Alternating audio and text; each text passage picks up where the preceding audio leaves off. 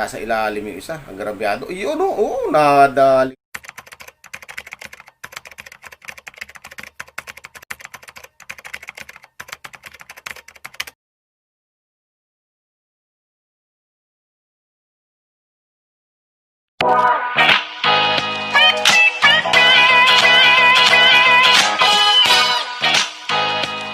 Salamat po tayo Mento and like and share po.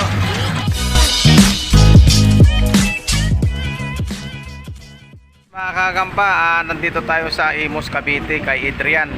Binigyan natin gagamba to mga kagamba. Ayan o, dinaanan na natin to. Ayan. Ayan si Adrian. Mento. Ayan. Salamat. Thank you Adrian, thank you. God bless. Ayun, magandang araw ulit mga kagamba. Mga subscriber natin na mga nangihingi ng gagamba, antay lang yung mga tawag, ready nyo lang yung mga cellphone nyo kasi pag napadaan ako dyan, tatawagan ko kayo kaagad pag mayroon lang akong deliver on the way.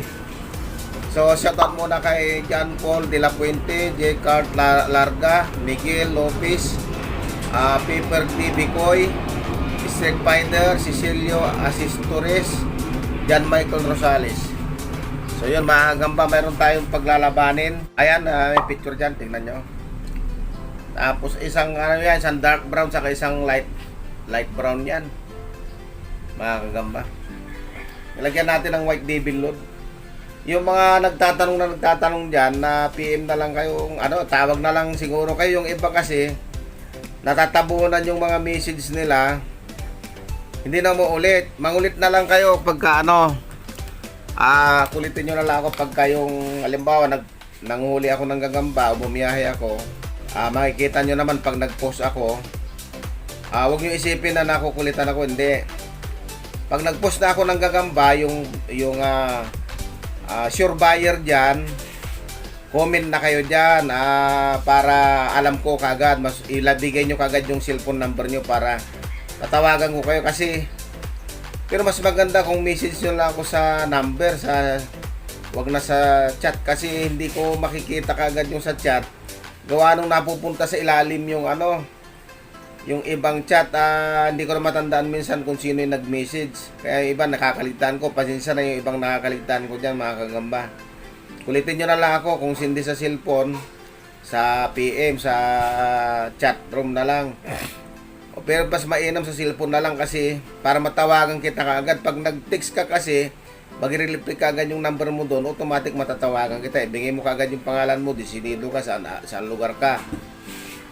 Automatic tatawagan kita. Pag mayroon akong delivery on the way, kahit malayo yan, basta't may kasabay yan, 3 kayo dyan sabay-sabay, madadaanan ko hanggang sa dulo. Yan po, mapupuntahan kita kagaya ng mga ibang mga deliver ko mga nakaraan dito sa Pating South.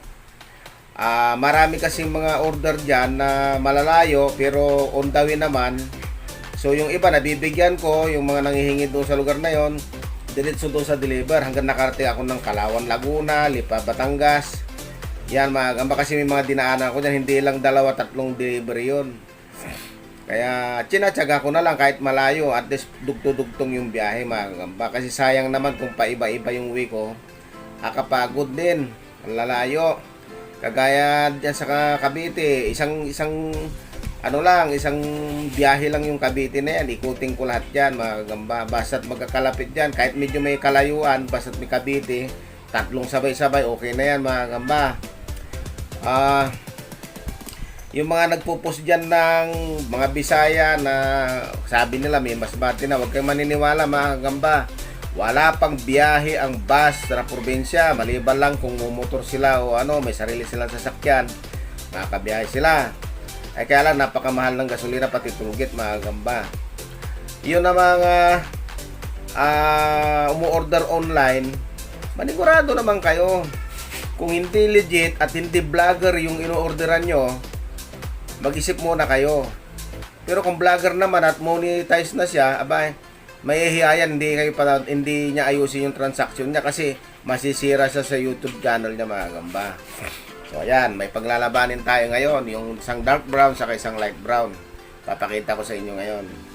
Ito mga good UIs na ito na Tagalog mga gamba Ayan Ayan siya, light brown yan. Itong isa naman Dark brown to, ayan oh. Oh.